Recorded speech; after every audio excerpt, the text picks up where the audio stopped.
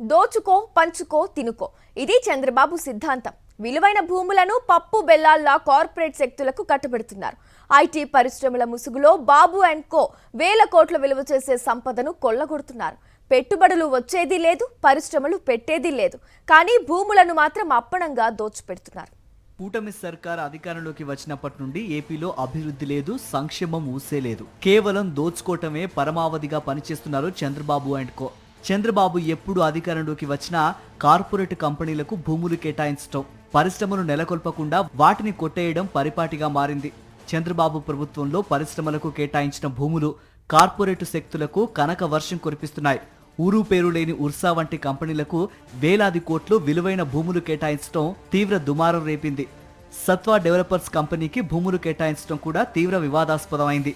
2014 నుంచి 19కి మధ్య లులు మాల్ కోసం విశాఖ సాగర తీరంలోని సుమారు 14 ఎకరాల భూమిని కేటాయించడం అప్పట్లో పెద్ద సంచలనమే సృష్టించింది.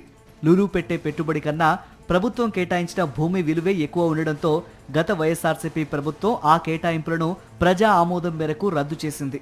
వేల కోట్లు విలువ చేసే ప్రభుత్వ భూములను టీసీఎస్ వంటి సంస్థల మాటున 99 పైసలకే ఎకరా భూమి కట్టబెట్టే పన్నాగానికి బాబు అండ్ కో తెరతీశారు. కేవలం విశాఖలోని ఋషికొండ ప్రాంతంలో భూముల కేటాయింపు మాత్రమే కాకుండా ఉమ్మడి విశాఖ జిల్లాలో కూడా పరిశ్రమల పేరుతో భూదోపిడీ యథేచ్ఛగా జరుగుతోంది.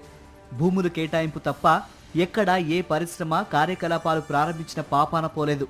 అనకాపల్లి జిల్లా నక్కపల్లిలో కూడా పరిశ్రమల పేరుతో భూములు లాక్కుంటున్నారే తప్ప వారికి ఉపాధి కల్పించడంలోనూ పరిశ్రమలు నెలకొల్పడంలోనూ తీవ్రమైన నిర్లక్ష్యం, అలసత్వం కనిపిస్తోంది.